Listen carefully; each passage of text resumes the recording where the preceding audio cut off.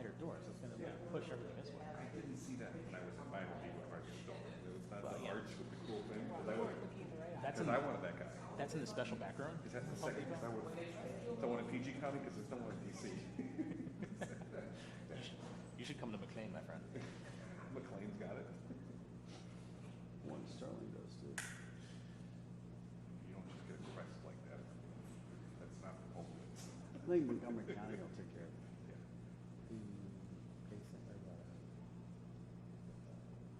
How about that chandelier would block the visual effect of the fireplace from my house? Maybe know. that might be it. Let's have the reporters ask. Yeah. Okay, we have a question for you. You know, Be why gone isn't the tomorrow. fireplace center of the It'll room be with the gone chandelier? tomorrow. The person that could answer that question is probably, she died a long time ago. That's a compliment. God, the weather is nice in here. Bellwood? Yeah. Yeah. You ever toured the houses in Rothschild? Like the Baron, the Robert Baron houses? Oh, they're nice.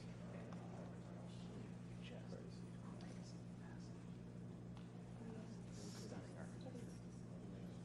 She was like, Really? Who was this? Marjorie Merriweather Post. Mm. Gave away great sums of money. Yeah.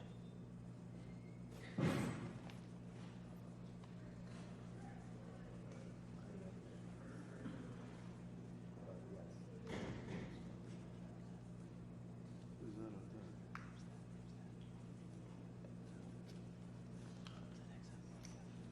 No. There are three toe marks. Walking outside, enjoying his time. Walkabout. There you go. Spiritual walkabout.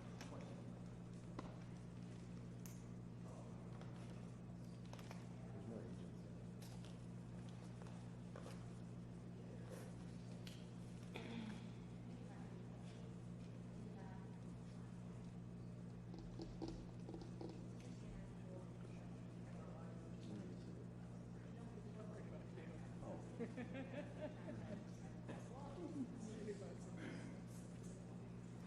Why are you turning red? Why are you turning red? Ooh, ooh.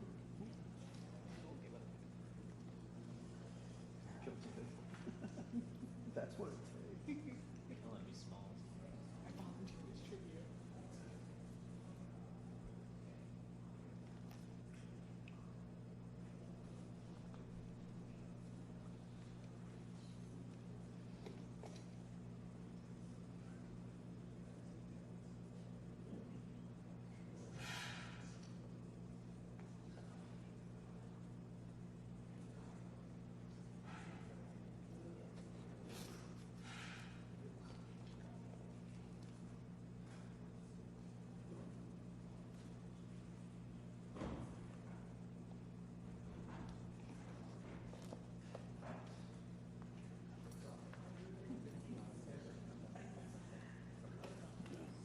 No, I can stay back like that for a little while, but I can't stay like that the whole time. If I do, I can't stand up ever again.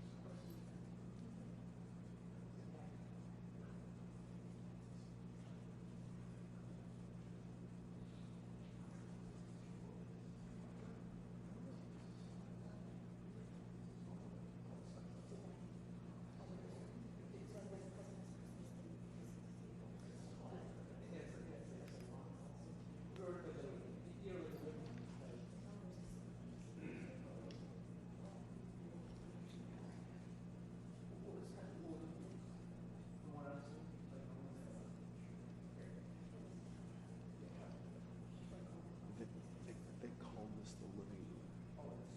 They call this the living room. That's what it's called.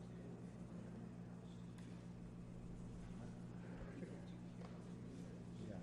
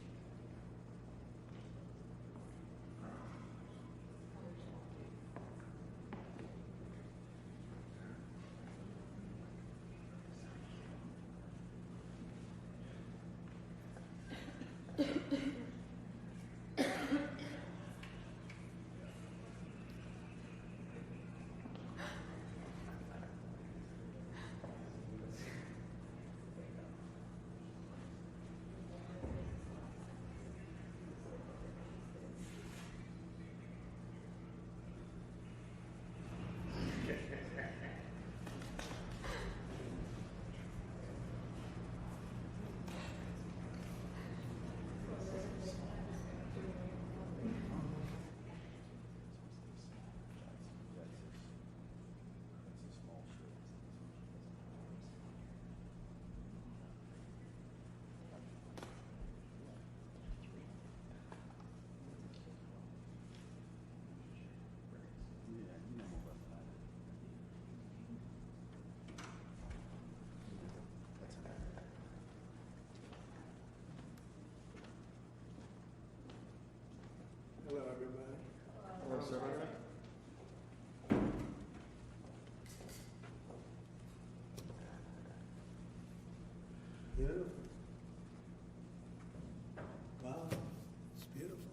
It's the first renderings of what we're doing.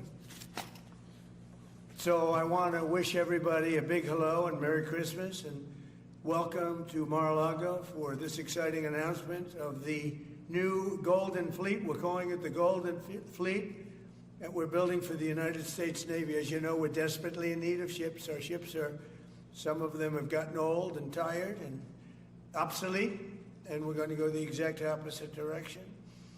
We're delighted to be joined by Secretary of War Pete Hegseth, who's doing a fantastic job, and Secretary of the Navy John Phelan. Marco Rubio is here, who gave a great few words toward the end of last week. He spoke for a couple of hours on what a good job we're doing, which is true.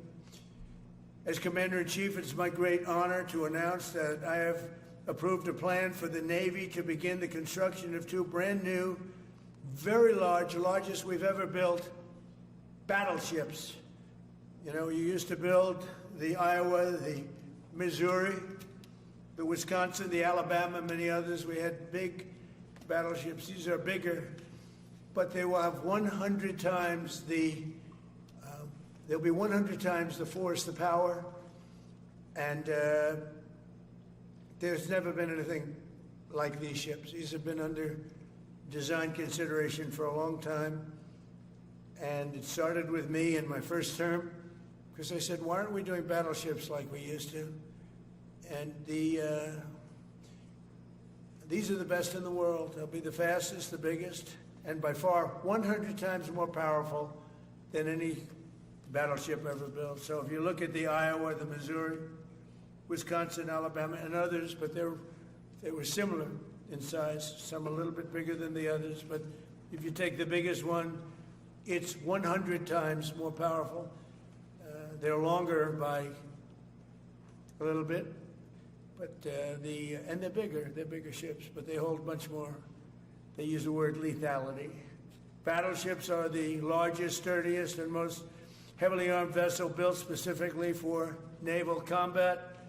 While America has built many new warships over the years, they've tended to be smaller, much smaller, and not conducive to where we are and where we're going, and peace through strength. But including, we've been building aircraft carriers. We're going to be upping that also. We're going to be going to a superior aircraft. We have the Ford class. We're going to be upping that to a different class of aircraft carrier.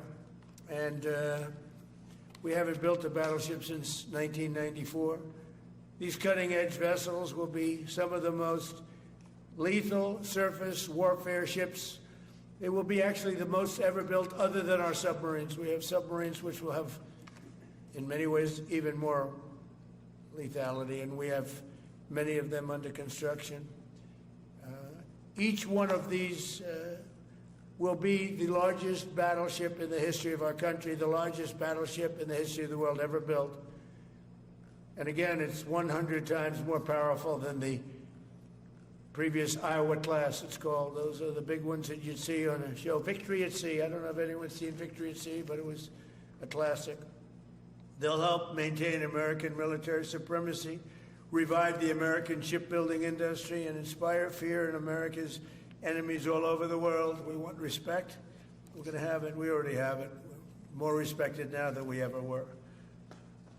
A year and a half ago, they laughed at us. Now they respect us again at levels that they've never respected us. We envision that these two ships, we're talking about 10, but we're going to start with 2, and we're going to quickly morph into 10. And ultimately, we think it's going to be anywhere from 20 to 25 of these.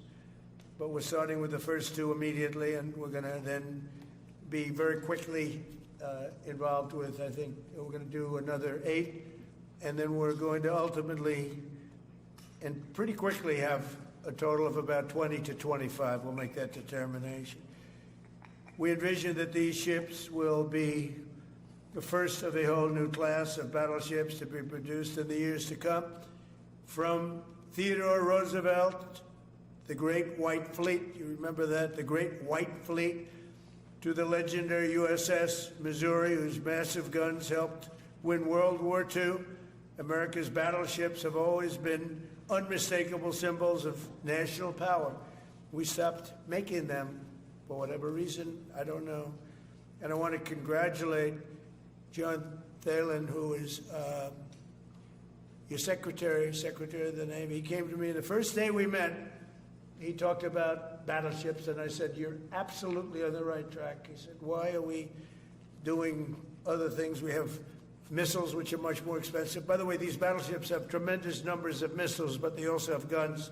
And in many ways, guns can do the trick just as well as missiles at a tiny fraction of the cost. Once completed, these new 30 to 40,000 ton plus vessels will be the flagships of the American naval fleet, and there has never been anything built like them. And I just want to be very clear that we're building them here. We're working with others, but we're building them here. We have great Navy yards. We'll be negotiating with some of the companies that are running those yards, taking over the yards. We used to build a ship a day during World War II. Now we don't do ships very much anymore. We do military ships. We do submarines. By the way, we're 15 to 20 years advanced in our submarines over anybody else. That was one of the things that I did in my first term. We make the best submarines by far in the world. We're at least 15 years advanced ahead of anybody else in submarine development. Most powerful, that's right, the most powerful weapon anywhere in the world, undetectable. So the battleships are going to be armed just in terms of guns and missiles at the highest level. They'll also have hypersonic weapons, many hypersonic weapons, state-of-the-art electric rail guns, and even the high-powered lasers that you've been starting to read about. We have lasers where you aim the laser at a target and it just wipes it out. We're going to have, they'll be the most sophisticated lasers in the world, and the most sophisticated laser in the world will be on the battleships that we're building. They'll also carry the nuclear arms, sea-launched cruise missiles currently under development, which will be instituted pretty quickly, but they're under development and they've proven to be extremely lethal. The U.S. Navy will lead the design of these ships along with me, because I'm a very aesthetic person, alongside our partners in American industry, and we're going to have Pete Hegseth and Marco and a lot of very talented people involved, but a lot of it's already been done. We've been doing this for months. The construction will create thousands of American jobs. We're going to have the jobs be created. I mean, already we have factories being built unrelated to this, although AI will be a big factor when it comes to these ships. They'll be very AI controlled. Today's announcement is yet another step in our mission to make the United States Navy stronger than ever before. Again, when you talk about 100 times the power of these massive ships that we had years ago, it's pretty amazing. And next week I'm going to meet with the defense prime contractors. I'm going to meet with them here, Florida. And we're going to be talking about production schedules because they're too slow. We have many countries, allies, that are wanting to buy. We make the greatest equipment in the world, by far. Nobody's even close, but they don't produce them fast enough.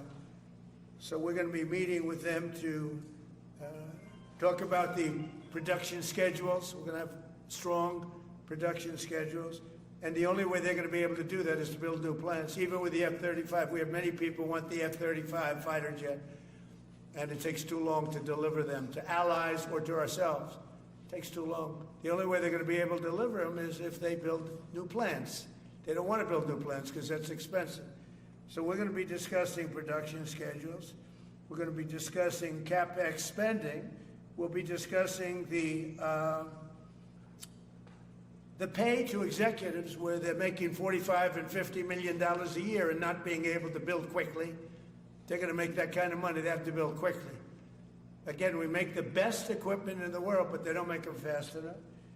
And we're going to be also discussing dividends. We want the dividends to go into the creation of production facilities. So we'll be talking about all CapEx, dividends, and the pay.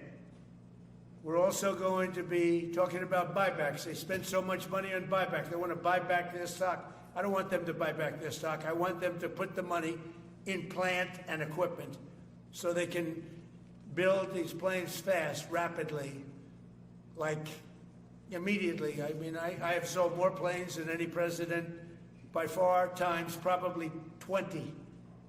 So every time I go someplace, I sell 100 planes.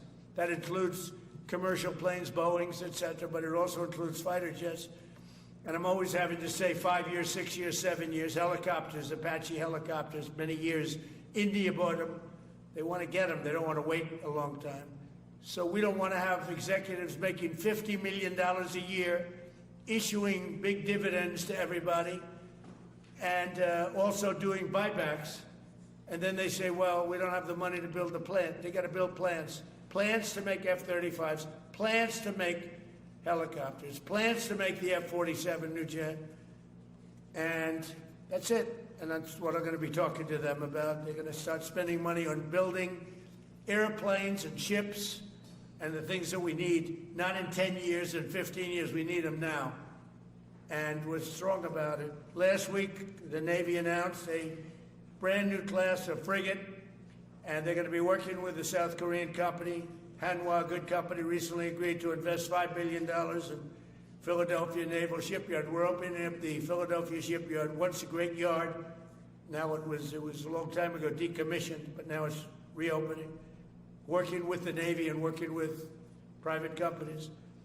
The record-setting defense bill I signed last week authorized $26 billion to build new ships, including destroyers and various others. We already have a lot of submarines, as you know, under construction. We're building a lot of submarines. I tell you, to be exact, we have right now 15 submarines under construction or ready to start. And we have, again, the greatest submarine in the world with our technology, like they talk about chips. Well, I would say submarines are a bigger deal than chips. We're at least 15 years ahead of any other competitor. China, Russia, nobody can come close. We're also building right now 3 large aircraft carriers in addition to the ones we have. And we have, actually, interestingly, we have a lot of submarines. How many submarines do we have now altogether, approximately? Huh? What? Over 30. We have over 30. But these are the super-duper subs, and there's nothing like them. So we're going to be doing from 12 to 15 brand new submarines. We have a couple of other things going on. We'll be building other elements of Navy. We'll be fixing up headquarters. We'll be fixing up places for our great sailors to live. And we're going to be working very hard with companies, but we're also going to be penalizing companies that aren't doing a good job. For instance, when they built the Ford, Gerald Ford, the cost overruns were ridiculous. That was done in Norfolk, Virginia. We're going to be talking about that with that company. The cost overruns were out of control. In World War II, the United States built upwards of 4 ships per day. Can you believe it? 4 ships a day, on average. And now they weren't all big warships, but there were ships, freighters, tankers. And it's a tragedy that we allowed this incredible capability to just go astray. We don't do that much anymore. We do build our warships, but that's about it. But that's a lot. We're going to restore America as a major shipbuilding power. We're going to ensure the USA is the most powerful fleet anywhere in the world, and long into the future, with battleships helping lead the way, and the submarines that, again, nobody competes with us on submarines. So I just want to thank everybody, and I'd like to ask Secretary Hegseth to say a few words, followed by the Secretary, but if you would, Secretary of the Navy. But Pete's doing a fantastic job. By the way, we have drugs are down 96.2% coming into the United States. 92.6 by sea. And soon we'll be starting the same program on land. The land is much easier. But every one of those boats that we knocked out saved 25,000 lives. So we save 25,000 lives every time we knock out one of those boats with the drugs pouring in, and you just have to see it. I mean, people say, "Oh, gee, do you think it was really drugs?" Well, just take a look. Bags all over the place. That's not fishing equipment. There's no fishing rods on those boats. They move fast. When you see a boat with 4 engines or 5 engines on, going 40, 50 miles an hour, well, they get hit. We save 25,000 lives every single time we knock out a boat, and it's over 96% stopped by sea. We're trying to figure out who the other 4% are, frankly. And we're going to have the same success, but even quicker, because it's much easier on land. If they want to come by land, they're going to end up having a big problem. They're going to get blown to pieces, because we don't want our people poisoned. 300,000 people died, probably last year 300,000. A lot of people say it was 200. Somebody said last night, it was only 175,000 people. That's like 3 stadiums, big football stadiums filled up with people died. But I think the real number is 300,000. We're not going to have that anymore. So we're doing a great job, and we enjoy doing it. Our border is secure. Our country is strong. Trillions of dollars is coming into our country from other countries and companies. They're building factories and plants, including auto plants, all over the United States of America. Without tariffs, they wouldn't be doing anything, although they were very happy with the November 5th election. But it's only because they want to avoid paying tariffs that they're all coming in. And again, the biggest number was $3 trillion in history. That was China many years ago. Now it's $18 trillion, and that's just in 10 months. We think we could hit $20 trillion. That's investment in the United States, including plant and equipment. So thank you very much, and I'll ask Pete to say a few words, and then John. If you have any questions, we'll take them. Thank you. Well, Mr. President, you're exactly right. There are no fishing poles, no fishermen, and no fishing boats. Just drug dealers and narco-terrorists. And with every strike, we're saving American lives. No other president was willing to do real deterrence. That's exactly what's happening. It's an honor to be here, Mr. President, Mr. Secretary, Secretary Rubio, to talk about what peace through strength really looks like. You can talk about it, or you can invest in it, and you can build it. And that's exactly what President Trump is doing. At the Department of War, we're restoring the warrior ethos. In fact, the President mentioned the NDAA. We put into law merit-based. We put into law getting rid of DEI and political correctness. That's now part of how our military operates. And you've seen it in record recruiting in the spirit of the Department of War. We're rebuilding the military. President Trump did it once. He's doing again with historic investments today in shipbuilding. And we're reestablishing deterrence, whether that's at the border, whether it's through Golden Dome, what happened with Midnight Hammer and what Iran found out, those drug boats, and of course the Houthis opening up the shipping lanes. American strength is back on the world stage. And the announcement of the Golden Fleet, anchored by new battleships, the biggest and most lethal ever, accomplishes all 3 of those things and marks a generational commitment to American sea power. Across the entire department, we are developing new operational concepts, deploying cutting-edge technologies, and making major investments, including in our Navy. This is happening in all domains, including space, as the President has talked about before anyone else. So it's the highest of domains and the lowest of domains under sea, and especially today in sea power, that always has to be decisive, has been in the history of America, and will continue to be under the leadership of President Trump. We will make sure that anything that flows from our country and with our allies flows freely and uncontested.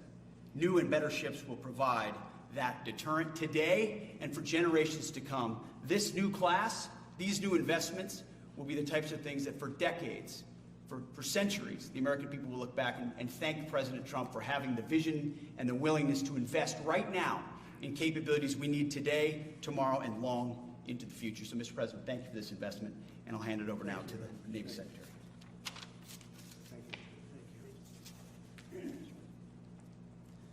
Mr. President, Secretary Hegseth, Secretary Rubio, thank you for being here on a very consequential day. From my very first conversation with President Trump about serving as a Secretary of the Navy, he's talked about the great Iowa-class battleship and why America doesn't build ships anymore with that kind of offensive firepower that takes the fight to the enemy. During my time in the job, I've talked extensively with our combatant commanders, like Admiral Paparo and Admiral Cooper, and our CNO, Admiral Cottle. And what I've learned is that not only is the President's idea a good one, it's something that Navy desperately needs and now has a formal requirement for. The future Trump-class battleship, the USS Defiant, will be the largest, deadliest, and most versatile and best-looking warship anywhere on the world's oceans. I want to thank the President for his vision to make this game-changing capability for the United States Navy. The Iowa was designed to go on the attack with the biggest guns, and that's exactly what will define the Trump-class battleships. Offensive firepower from the biggest guns of our era. This ship isn't just to swat the arrows. It is going to reach out and kill the archers. And for the first time in generations, we'll have a new leg in America's nuclear deterrence, because the Trump-class battleship will carry the nuclear-armed, sea-launched cruise missile. Striking dominance isn't all that the Trump-class battleship brings to the fight at sea. It has the size and capacity to serve as a flagship for our fleet commanders so that they can command and control naval forces far out to sea. As shown in the series, and the President mentioned it, Victory at Sea, Admirals Bull Halsey and Raymond Spruance commanded the war in the Pacific from their battleship flagships during World War II. Now this new battleship will command everything from warships to drones and everything in between. We're going to make battle groups great again. And this is just one piece of the President's Golden Fleet that we're going to build with the investments he talked about. A new frigate, the right frigate, the one our warfighters have told us they need. More amphibious power for our Marines with new capabilities like the medium landing ship.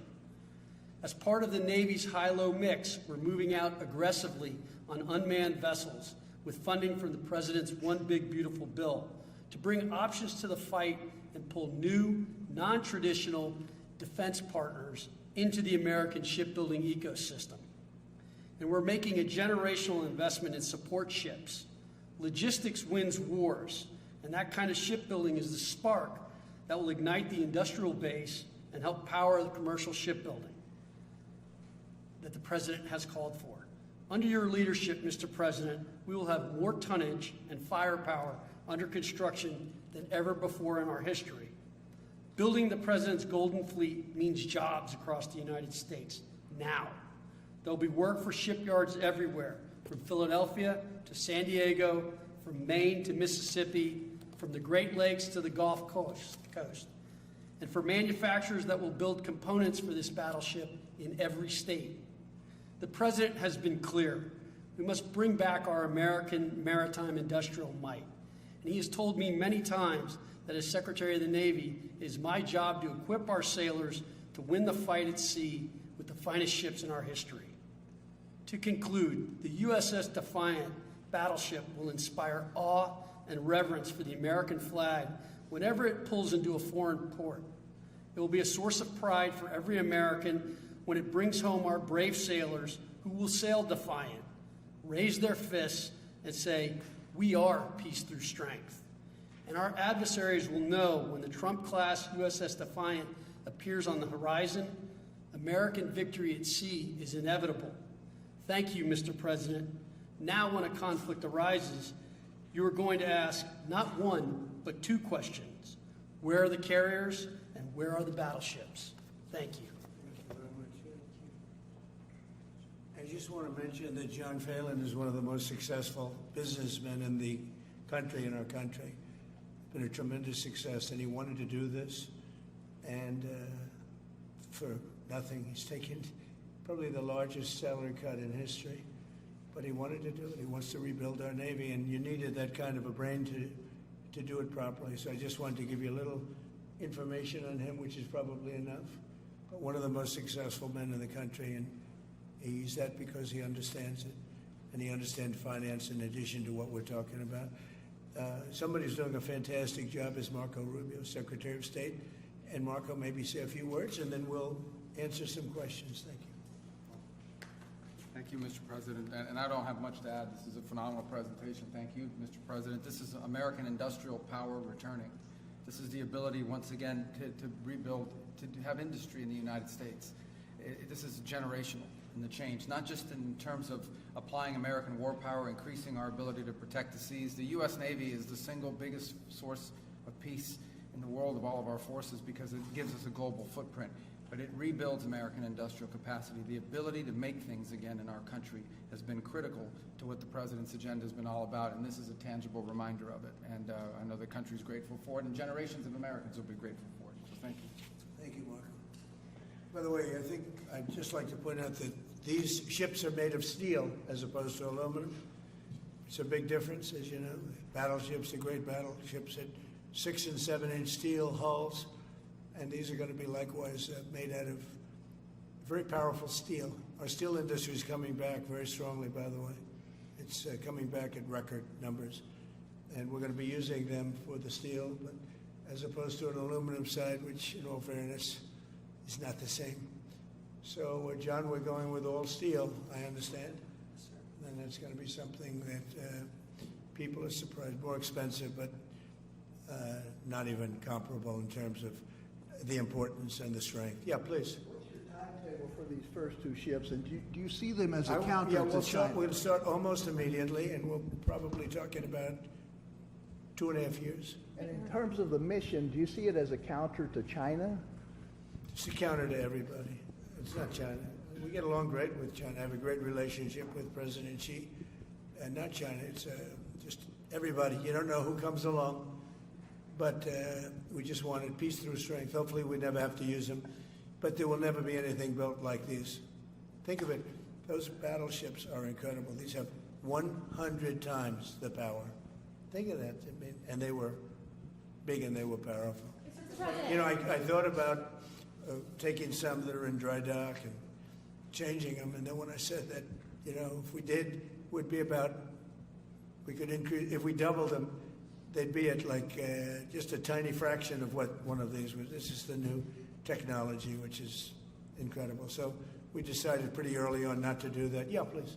Mr. President, Julio Rosas with Most Peaceful Media. You just referenced the lower amount of illegal drugs that are coming by sea, and you just said that you're going to start that same program on land soon. Are you just referring to Venezuela, or are you referring to other countries in Latin America? Anywhere drugs are pouring in, anywhere, not just Venezuela. Yes.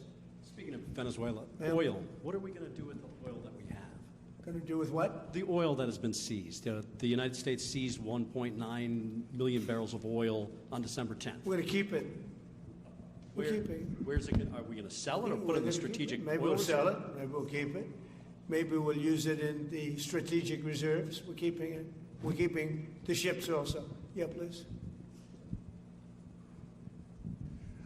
About Venezuela, sir, have you spoken to American oil companies that have had their assets seized about what a post-Maduro Yes. Venezuela would mean for them, of what coming I have back and restarting all operations? the big ones, yeah. I have. Yeah, please. Why do you feel like this initiative was neglected for so many years, and does this come amidst the rising tensions between the U.S. and Venezuela? We're talking about with Venezuela? Yes. Well, you had a different kind of a president before me. They didn't mind being ripped off. They didn't mind being robbed. They didn't mind drugs pouring into our country. They didn't mind the jails of Venezuela and Trinidad being emptied into the U.S., where they take over Colorado and other places. I do mind. So you had a different kind of a president. I hope people are enjoying it because we've never been respected more than we are now. Yeah, please. Thank you. Thank you, Mr. President. Were you surprised by the number of photos of Bill Clinton in the Epstein files? And can you commit to their By full... what? And were you surprised by the number of photos of Bill Clinton in the Epstein files? And can you commit to their full release by the end of the year? Some of the victims were protesting that too many of them were redacted. I know there are a lot of people that are angry about all of the pictures of other people, you know, but I think it's terrible. Look, I like Bill Clinton. I've always gotten along with Bill Clinton. I've been nice to him. He's been nice to me. We've always gotten along. Respect him. I hate to see photos come out of him, but this is what the Democrats, mostly Democrats, and a couple of bad Republicans are asking for. So they give you their photos of me, too. Everybody was friendly with this guy. either friendly or not friendly, but they, he was around. He was all over Palm Beach and other places. The head of Harvard was his best friend, Larry Summers, and Bill Clinton was a friend of his. But everybody was. I actually threw him out of Mar-a-Lago, and as a person that was in Mar-a-Lago, I threw him out. Mar-a-Lago, this is Mar-a-Lago. It's the hottest place I think it's the hottest place in the world, but it's the hottest place in Florida. And everybody would come here. He'd come here. We actually threw him out. But no, I don't like the pictures of Bill Clinton being shown. I don't like the pictures of other people being shown. I think it's a terrible thing. I think Bill Clinton's a big boy. He can handle it. But you probably have pictures being exposed of other people that innocently met Jeffrey Epstein years ago, many years ago, and they're highly respected bankers and lawyers and others, and they'll end up, because of guys like Massey, who's a real lowlife, whose polls are down to about 9%, by the way, in the great state of Kentucky. If you look at Kentucky, Kentucky is such a great place, but I don't know, they've got a couple of people on there that are very strange in terms of leadership, but Massey's a loser, and he likes it, and he works with the Democrats. He's just being used by the Democrats, because what this whole thing is with Epstein is a way of trying to deflect from the tremendous success that the Republican Party has. Like, for instance, today we're building the biggest ships in the world, most powerful ships in the world, and they're asking me questions about Jeffrey Epstein. I thought that was finished. I believe they gave over 100,000 pages of documents, and there is tremendous backlash. It's an interesting question, because a lot of people are very angry that pictures are being released of other people that really had nothing to do with Epstein, but they're in a picture with him because he was at a party, and you ruin a reputation of somebody. So a lot of people are very angry that this continues. A lot of Republicans are angry because of the fact that it's just used to deflect against a tremendous success. Look, we have $18 trillion coming into our country. We have, I believe, we're going to have the most successful economy in history.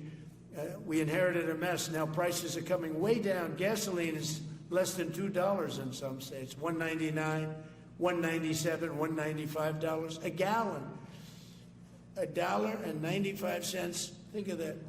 A gallon. Nobody ever thought they'd see that. They don't want to talk about that. They want to talk about Epstein. And the problem is a lot of Democrats are being caught up in the web, like Larry Summers. Larry Summers was the head of Harvard. He's now been forced to resign from every board he's on, and he was thrown off the Harvard board.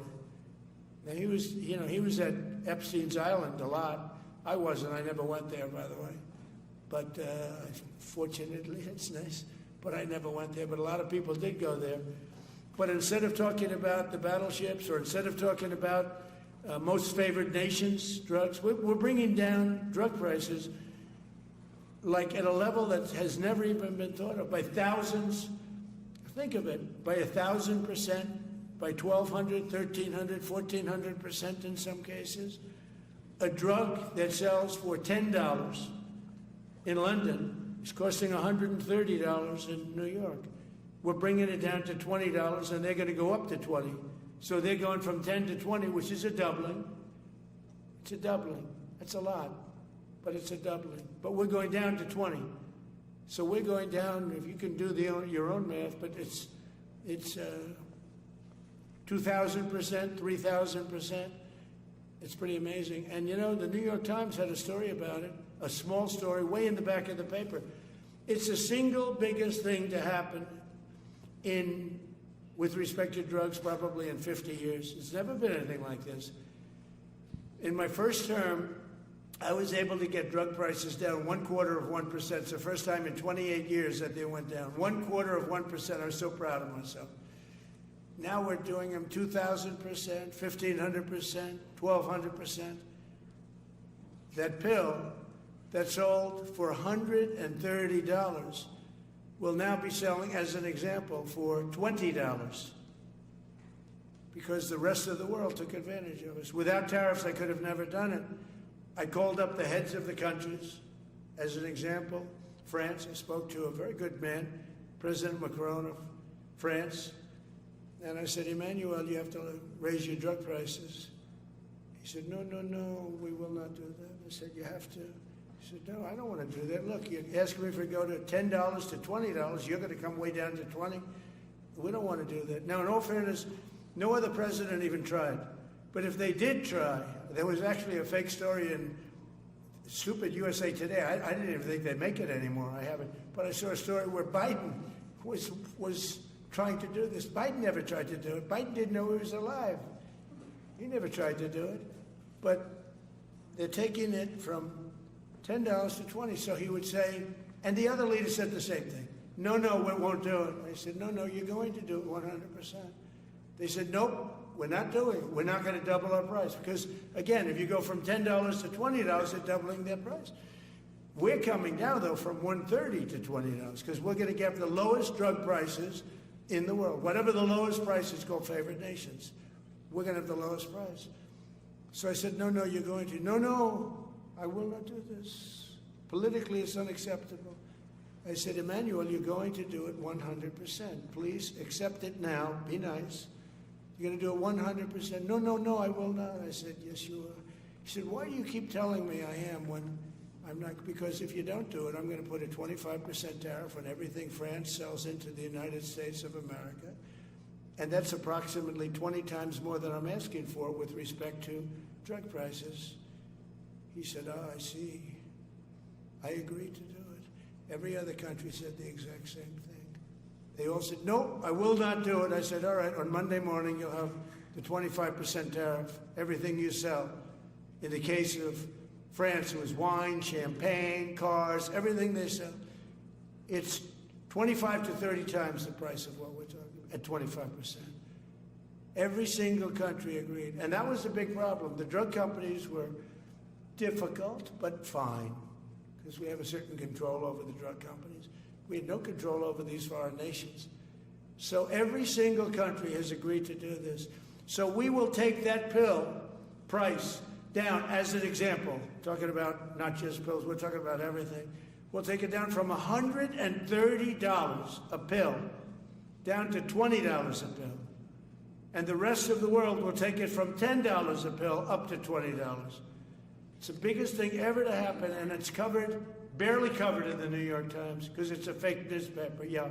Mr. President, on shipbuilding, how does the administration plan to ensure that there's sufficient workforce availability as you're producing these ships? Could you speak up? How does the administration plan to ensure there is sufficient workforce availability as you're producing these ships? We're going to have we're going to have tremendous workforce availability.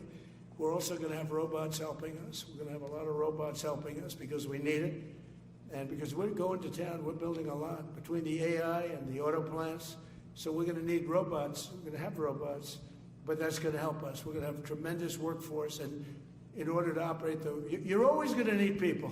You know, you can have robots, but you're going to have to get somebody to start those robots, and you're going to have to improve the robots. But we're going to have robotic factories plus manpower. So we're going to have enough. We're going to need the help of robots and other forms of, I guess you could say, employment.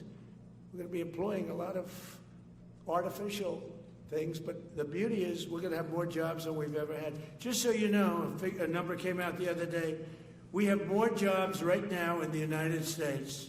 More people are working right now in the United States than at any time in the history of our country. Think of that. Pretty amazing. So we'll have the help of, mechanical help, if you want to call it that, but we'll have tremendous employment. They'll be paid a lot of money. They'll do better than they ever did. Okay? Mr. President, some may have been expecting a different kind of announcement today, hearing your Secretary of War and Secretary of State here. You mentioned strikes on land in Venezuela more than 15 times, even now, just in your recent remarks. Why should Maduro take your threats seriously? And he can do whatever he wants. What's your end game? Maduro? What's your end game? There's no answer. He can do whatever he wants. I mean, we have a massive armada formed, the biggest we've ever had, and by far the biggest we've ever had in South America. He can do whatever he wants. It's all right. Whatever he wants to do. If he wants to do something, if he plays tough, it'll be the last time he's ever able to play tough.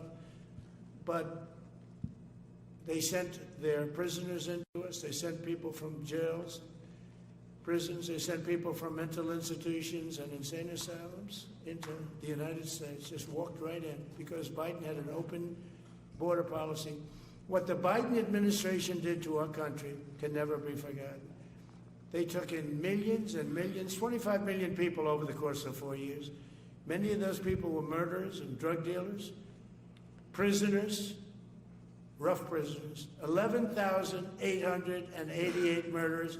More than half of them killed more than one person. They came into our country.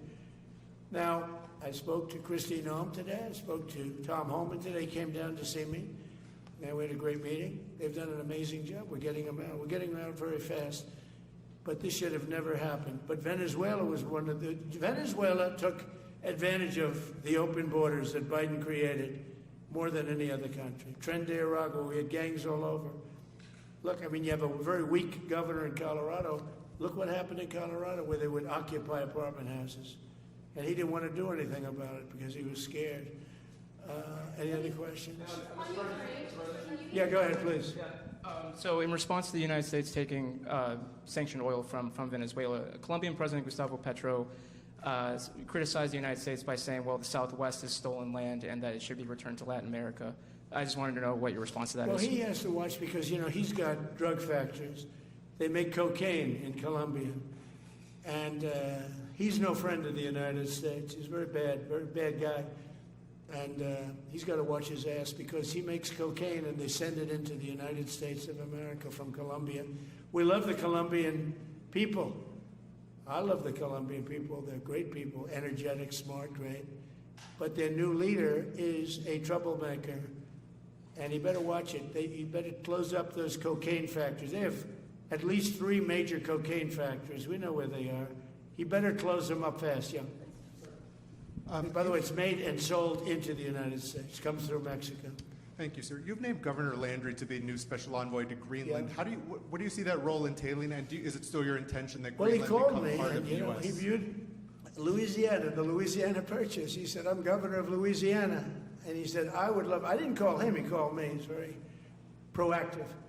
He's a great guy. He's a deal guy. He's a deal maker type guy. And we need it for national protection. We need Greenland for national protection. They have a very small population. And I don't know, they say Denmark, but Denmark has spent no money. They have no military protection. If they say that Denmark was there 300 years ago or something with a boat, well, we were there with boats too, I'm sure. So we'll have to work it all out. But he felt very strongly, we need it for we need Greenland for national security. Not for minerals. We have so many sites for minerals and oil and everything. We have more oil than any other country in the world. We need Greenland for national security.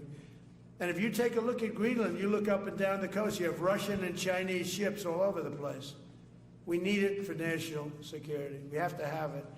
And he wanted to lead the charge. So we're making him, Marco, today, a special envoy to Greenland. Greenland's a big deal. Yeah. Can you give an update on the talks that took place this past weekend, and could a trilateral discussion of sort be the next step for Ukrainian, U.S., and Russian delegations? So the talks in Ukraine, Russia are going along. They lost, as you know, 27,000 soldiers last month, mostly soldiers, some people in Kiev, etc., but mostly soldiers. And the talks are going along. And I say that, you know, there's tremendous hatred between these two leaders, between President Putin, President Zelensky, tremendous hatred, and I hope we can get it done. We are talking. Talks are going okay.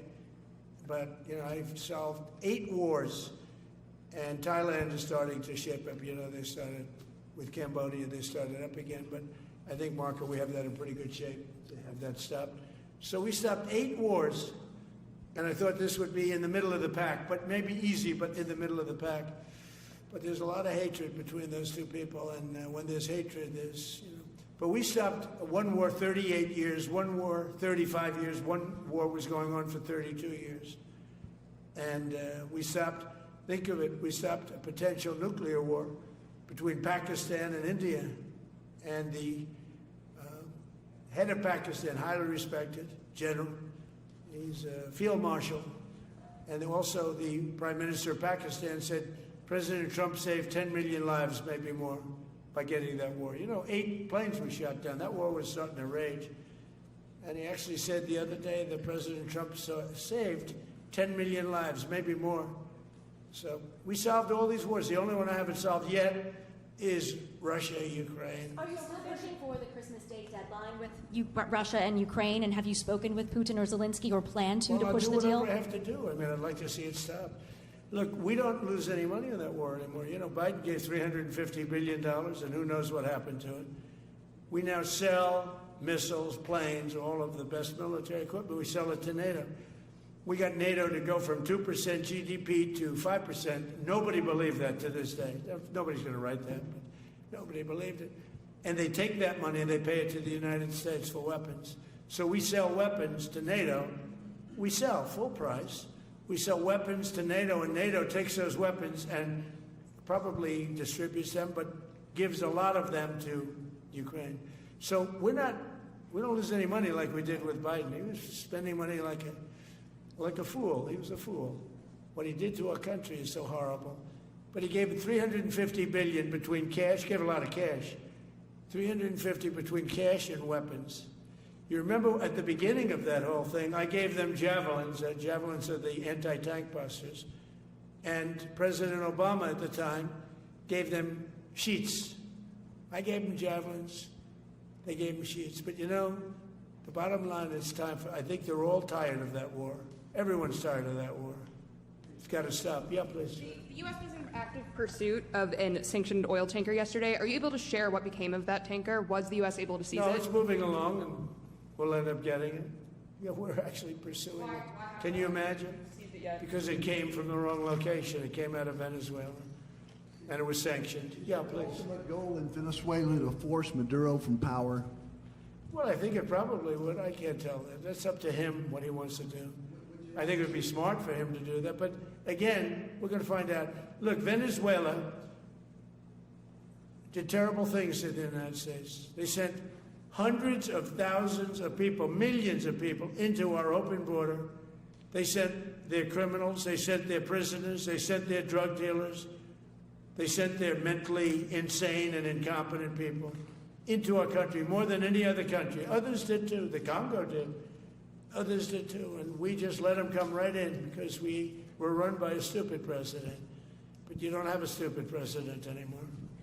Mr. President, have you set up the meeting with the health care insurers just yet? And what are you hoping to get? How I'll are be you setting hoping it to up. lower I think costs? we're going to meet with the healthcare insurers, the insurance companies.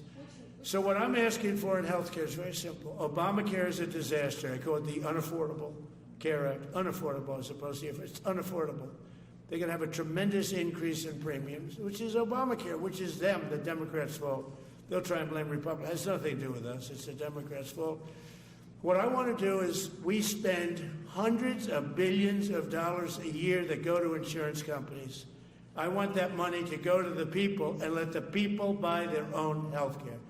And everybody loves it. It's become our issue. Now, before I do that, I'll meet with the insurance companies, just as I met with the drug companies. As you know, we're meeting with 4 other drug companies, Johnson & Johnson. But they've all agreed. We're meeting with them this week. It's coming up. It'll be a similar meeting. They've all agreed. But nobody would have thought the drug companies were going to do what they did, where they're giving away free drugs. And they've been so great. Okay? And we have most favored nations. Nobody thought that was possible. I don't think any other president ever tried to get it because they never thought they could. But with respect to the insurance companies, I want to meet. There's essentially 14 of them, 10 big, but there's a total of 14 pretty much, pretty big. And I want to meet with them, and I want to say, I want you to cut your rates way down, way down. And maybe if they do that, we'll be able to not cut them out. We'll be able to continue to deal with them, which is probably a little easier process. I think the best process is pay the money directly to the people, let them buy their own health care. But I'm going to meet with them the first week back. I do it now, but they're trying to come up with a schedule. They want to meet badly. They've told me. But they want to come up with a schedule. I said, make it a good schedule. Your rates have to come way down. We're also going to meet with other insurance companies because under Biden, the insurance rates have gone through the roof. Auto insurance, home insurance. I mean, insurance companies are making far more than they're entitled to make. So we're going to be doing that. But just in the meantime, we'll be meeting with the insurance companies in the first week, the first few days back in Washington, because they're trying to come up with a proposal that will satisfy me. Thank you very much, everybody. Appreciate it.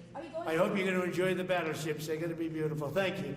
And have a great Christmas if I don't speak to you. Thank you very much. Thank you very much.